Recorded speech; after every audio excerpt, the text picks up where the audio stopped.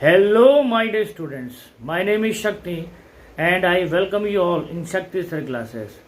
I am an English lecturer since last 20 years, and today we will read chapter number 5 from the book First Flight.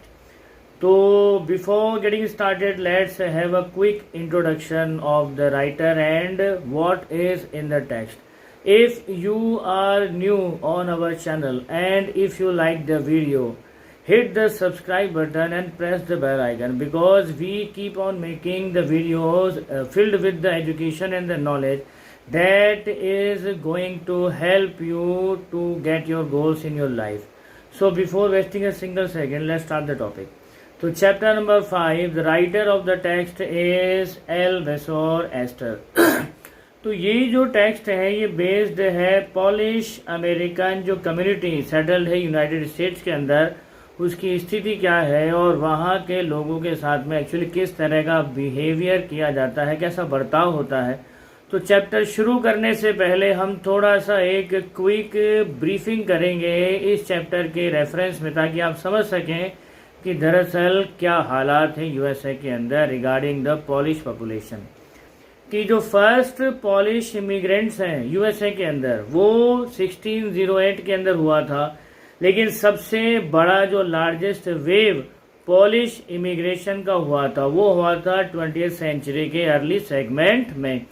उस समय लगभग 1 million poles migrate हुए थे USA के अंदर।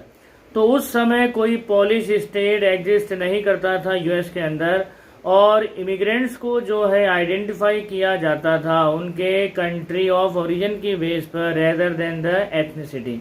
तो उनको आइडेंटिफाई किया जाता था रशियन पोल्स, जर्मन पोल्स और ऑस्ट्रियन पोल्स। तो one of the most notable polish American communities ये शिकागो के अंदर है और शिकागो के सबअर्बन एरियाज के अंदर है, और इसीलिए शिकागो को कभी कभी सेकेंड लार्जेस्ट पॉलिश पॉपुलेशन वाला जो है एक सिटी कहा जाता है, और ये पोलैंड की कैपिटल वॉर्सो के बाद में सबसे बड़ा है, सेकंड प्लेस पर एक्चुअली। तो Polish Americans were sometimes discriminated against in the United States as were the Irish, Italians and Jews. तो अकॉर्डिंग टू 2000 सेंसस 2000 की जनगणना के अनुसार कुल मिलाकर के 6,67,414 Americans of age 5 or older reported speaking Polish language at the house, जो कि अंग्रेजी के अलावा यूएसए के अंदर बोले जाने वाली भाषा का लगभग 1.4% है, और अगर बात करें यूएस पॉपुलेशन की तो 0.25% है overall. So this was the quick briefing of the Polish condition in the USA। और अब पढ़ते हैं कि एल्वेसोर एस्टर ने इस चैप्टर में लिखा क्या है। The title of the text is 100 dresses, as you can understand what will be in the text. Without wasting a single second, let's start the topic। तो पेज नंबर 64 का फर्स्ट पैराग्राफ है कि आज Wanda जो है अपनी seat पर नहीं थी, और ना तो पैगी ने और ना ही मेडेलाइन ने, वो लड़कियां जो उसका मजाक उड़ाती थी, आज उसकी एब्सेंस को ही नोटिस किया। तो यूजुअली वेंडा जो है वो लास्ट सीट के नेक्स्ट वाली सीट पर बैठा करती थी, रूम नंबर 13 में, और ये वो जगह थी जहां पर यूजुअली क्लास के सबसे बदमाश और गुंडे टाइप के बच्चे बैठा करते थे, और सबसे ज्यादा शोर, सबसे ज्यादा आवाज, सबसे ज्यादा जो ठहाके लगाने की आवाजें थी वो यहीं से आया करती थी, और यही वो जगह थी जहां पर फ्लोर पर सबसे ज्यादा मड भी हुआ करता था। तो सबसे ज्यादा मड और डर्ट फ्लोर पर इसी बेंच के आसपास हुआ करती थी। तो वेंडा यहाँ इसलिए नहीं बैठती थी कि वेंडा जो है खुद जो है बहुत नॉइजी टाइप की थी या रफ थी, उल्टा वो इसके बिल्कुल अगेंस्ट थी। वो तो बहुत ज्यादा शांत थी और रेयरली अपने मुंह से कुछ कहती थी। तो कभी भी किसी ने वेंडा को जो है लाउडली लाफ करते हुए देखा ही नहीं था, और अगर कभी वो स्माइल भी करती थी तो खाली अपने होठों को हल्का सा फैला देती थी, और इसी तरह से वो स्माइल किया करती थी।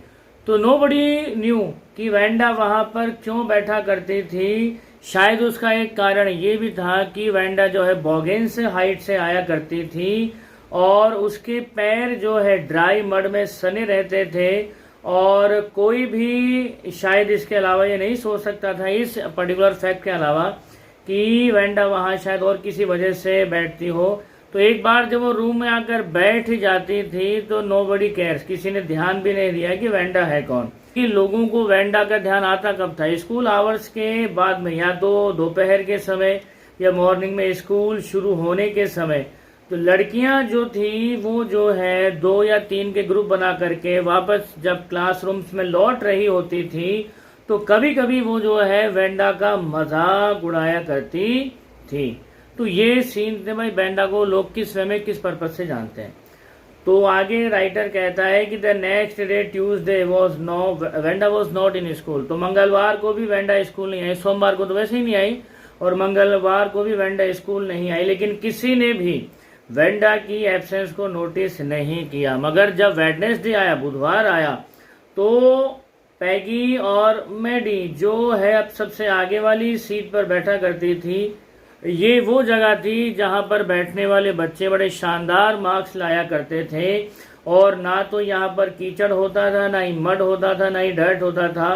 तो आज वो दोनों के दोनों वेंडा की एब्सेंस को नोटिस करती है और नोटिस करने का कारण ये था कि उन दोनों को वेंडा का मजाक उड़ाना था। तो पैगी जो है वो सबसे पॉपुलर लड़की थी स्कूल के अंदर और बहुत सुंदर थी। उसके पास बहुत सारे सुंदर सुंदर कपड़े थे, उसके बाल कर्ली थे और मैडी उसकी जो है सबसे खासम खास दोस्त थी। तो रीजन आज उन्होंने जो है वेंडा पेट्रोन्स्की को मिस किया या आज महसूस किया कि वेंडा स्कूल नहीं आई है, उसका कारण ये था कि स्कूल आते समय दोनों ने डिसाइड किया था। एक्चुअली दोनों ने क्या, पैगी ने डिसाइड किया था कि चलो रुक करके थोड़ा सा जो है हम वेंडा का मजाक बनाते, थोड़ा मजाक करते हैं। तो उसका वेट करने के चक्कर में वो जो है स्कूल के लिए लेट हो गई थी। उन्होंने वेंडा का वेट तो किया लेकिन वेंडा आई नहीं। तो अक्सर वो इसी तरह से रुक करके वेंडा का मजाक उड़ाया करती थी रास्ते में। तो स्कूल में भी, रास्ते में भी, जहां उनकी इच्छा होती थी वहीं पर वेंडा का मजाक बना देते थे वो। तो Wanda Petronski most of the children, तो वेंडा पेट्रोन्स्की रूम नंबर 13 में किसी का भी इस तरह का अजीब सा नाम नहीं था। उनके नाम ऐसे थे जो बड़ी आसानी से आप बोल सकते थे, लाइक थॉमस, स्मिथ, एलन। तो एक लड़का था क्लास में जिसका नाम था बाउंस, विली बाउंस, और उस नाम को जो है बच्चे बहुत फनी मानते थे, लेकिन वो भी इतना फनी नाम नहीं था जितना फनी वेंडा पेट्रोन्स्की उनको लगता था।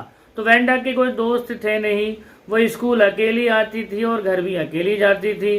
तो हमेशा वो एकमात्र फेडेड ब्लू ड्रेस पहना करती थी जो ठीक से प्रेस भी नहीं हुआ करती थी, यानी उसके अंदर सल पड़े होते थे। तो वेंडा के जैसे कोई दोस्त थे नहीं, लेकिन बहुत सारी लड़कियां उससे बातें किया करती थी। बातें क्या करती, उसका मजाक उड़ाया करती थी। तो वो उससे बातें करती थी तब जब वो स्कूल के यार्ड में होती थी, स्कूल आ रही होती थी। तो कभी कभी लड़कियों के झुंड से घेर लेते थे और जब लड़कियों के झुंड से घेर लेते थे तो पास ही में हॉप स्कॉच खेल रहे बच्चे भी जो है भाग करके आ जाते थे, क्योंकि उनको लगता था कि अब सबसे इंटरेस्टिंग गेम यहाँ शुरू होने वाला है। वेंडा पेट्रोन्स्की के साथ वेंडा पेट्रोन्स्की से वो सवाल पूछे जाने वाले हैं जिनको सुन करके उनको बहुत मजा आने वाला है।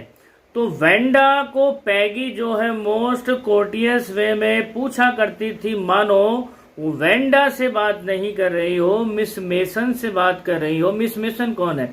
मिस मेसन उनकी टीचर है। तो वेंडा से मिस मेसन से बात करने वाले अंदाज में ही, पोलाइट मैनर में ही, कोर्टियस मैनर में ही पूछती, ओके वेंडा टेल मी, कि और बोलने से पहले अपनी सहेली को हल्का सा हाथ का एक झटका दे देती कि अच्छा बताओ वेंडा, तुम्हारे पास में कितनी ड्रेसेस है? तुमने क्या कहा, तुम्हारे पास कितनी ड्रेस है तुम्हारे क्लोजेट में? तो ये सवाल सुन करके वेंडा पेट्रोन्स्की बोलती मेरे पास में 100 ड्रेसेस हैं। और वो जैसे ही 100 बोलती तो सारी की सारी लड़कियां हैरानी में चिल्ला पड़ती और मैंने जैसे पहले कहा कि जो लड़कियां हॉप स्कॉच खेल रही होती थी या जो भी बच्चे हॉप स्कॉच खेल रहे होते थे, भाग करके वहां आ जाते थे क्या होने वाला है। तो जैसे ही पैगी पूछती मोस्ट कोर्टियस मैनर में कि वेंडा तुम्हारे पास में कितनी ड्रेसेस हैं, तो वेंडा पेट्रोन्स की अपने उसी फैमिलियर स्टाइल में बोलती कि उसके पास में 100 ड्रेसेस हैं और सारी की सारी लाइंड अप है उसके क्लोजेट के अंदर। इतना कहने के बाद में वेंडा के होंठ वापस सिल जाते साइलेंस में। तो पैगी दोबारा पूछती क्या वो सारी एक जैसी हैं और क्या सारी सिल्क की हैं। तो ये बात सुन करके वेंडा उनको बोलती हाँ सारी की सारी सिल्क की हैं, लेकिन सभी अलग अलग रंगों की हैं और वेलवेट की भी है। तो 100 ड्रेसेस है। वेंडा ये बात रिपीट करती पूरी स्टॉलिडली और बार बार एक चीज को रिपीट करती कि सारी की सारी 100 ड्रेसेस उसके क्लोजेट के अंदर रखी हुई है।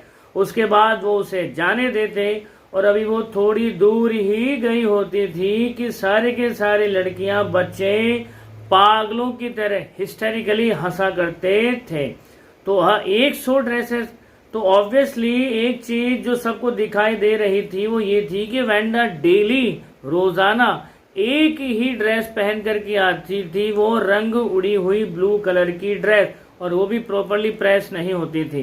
तो जिसके पास 100 ड्रेसेस है भैया उसको एक ही ड्रेस स्कूल में पहन के आने की नीड क्या है। तो क्या वेंडा झूठ बोल रही थी? और अगर झूठ नहीं बोल रही थी तो 100 ड्रेसेस की स्टोरी का रहस्य क्या था? तो ये तो चलो पहला क्वेश्चन था, how many dresses she had. लेकिन इसके अलावा भी दूसरे और किस्म के सवाल वेंडा से पूछे जाते थे, जैसे तुम्हारे पास में कितने जोड़ी जूते हैं। तो वेंडा इसका भी जवाब देती उसी फॉर्मनेस के साथ में कि उसके पास में 60 पेयर्स जो है शूज की है और सारे के सारे जो है उसके क्लोजेट में लाइन से रखे हुए हैं। और इतना सुनते ही जो बच्चे हैं फिर से पागलों की तरह हिस्टेरिकली दहाड़ मार मार करके हंसते। तो बच्चे उससे पूछते क्या तुम्हारे पास सारे जूतों की जोड़ियां एक जैसी हैं? तो वेंडा उनको जवाब देती कि नहीं, उसके पास जितने भी पेयर ऑफ शूज हैं सारी अलग अलग हैं और अलग अलग कलर्स की भी हैं और सारे के सारे जो है क्लोजेट में वो भी लाइन से रखे हुए हैं। तो पैगी वो लड़की थी जिसने ये मजाक बनाने वाला खेल इन्वेंट किया था और मैडी उसकी एक तरह से ये कहो कि जिगरी दोस्त, वो हमेशा उसके साथ में ही रहती थी। तो वो दोनों सबसे लास्ट में स्कूल से निकलती थी।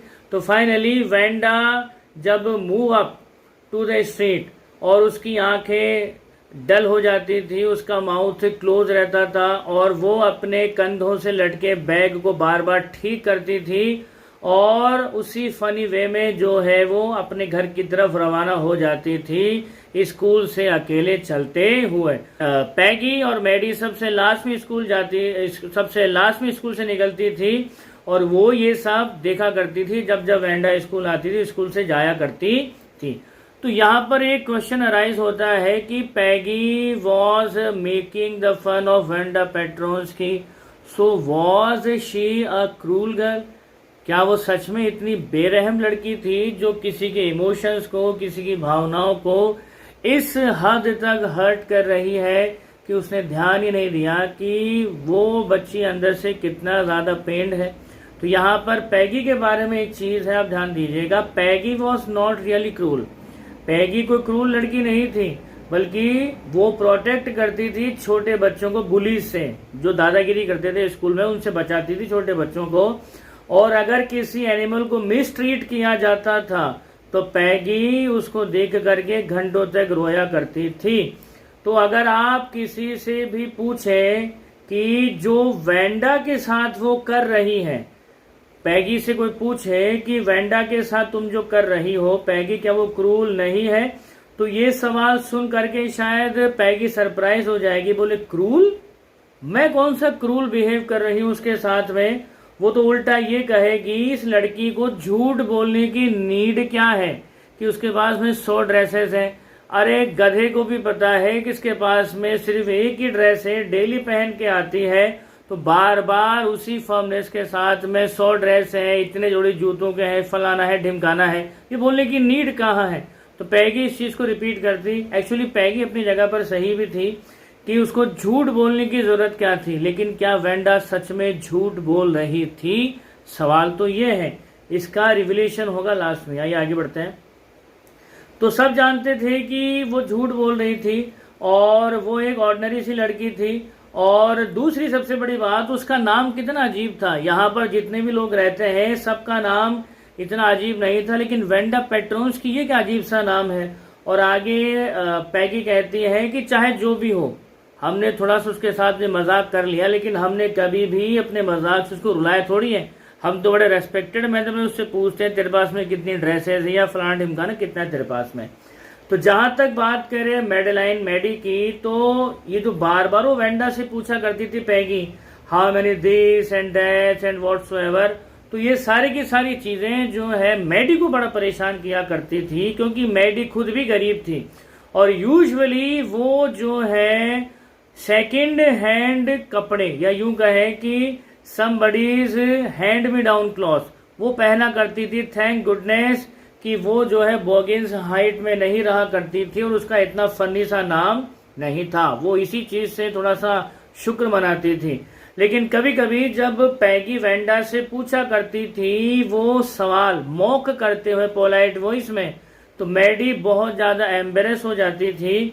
तो उसके हाथ में उस समय जो है मार्बल्स होते थे, तो उन मार्बल्स को अपने हथेली में रोल करती थी, लेकिन कहती कुछ भी नहीं थी। तो इसलिए वो नहीं कहती थी कि उसको वेंडा के लिए थोड़ा सा सॉरी फील होता था। एग्जैक्टली किसी ने भी वेंडा की तरफ ध्यान ही नहीं दिया होता अगर पैगी उस 100 ड्रेसेस का या ड्रेस का गेम इन्वेंट नहीं करती। लेकिन पैगी ने ये सब स्टार्ट किया और उसके बाद में सभी लोग वेंडा पेट्रोन्स्की को जान गए कि वो है कौन। लेकिन मैडी का यहाँ पर पैगी का ये मजाक इसलिए पसंद नहीं था कि पैगी के कंपैरिजन में, या यूं कहे कि मैडी जो है बहुत ज्यादा गरीब लड़की थी। As I had told you कि वो सेकंड हैंड कपड़े पहना करती थी, तो बहुत गरीब थी और वो इतनी सेंस रखती थी कि अगर कोई उसे क्वेश्चन पूछे कि how many dresses you have, तो वो बड़ी ईमानदारी से कह देती कि उसके पास में कितनी ड्रेसेस है। कम से कम वो वेंडा की तरह झूठ तो नहीं बोलती थी। तो उसको बुरा इसलिए लगता था कि वो खुद भी गरीब थी और उसको ऐसा लगता था कि दरअसल पैगी किसी की गरीबी का मजाक बना रही है। तो पर्सनली मैडी को ये बुरा लगता था, वेंडा के लिए बुरा नहीं लगता था। तो फिर भी वो विश ये कर रही थी मन ही मन में कि वेंडा का मजाक उड़ाना पैगी छोड़ दे। तो इन द फर्स्ट पार्ट हम इतना ही करेंगे। सेकंड पार्ट में इस चैप्टर के और इवेंट्स को हम डीपली एनालाइज करेंगे। तब तक आप खुश रहिए, मुस्कुराते रहिए। जय हिंद, जय भारत, वंदे मातरम।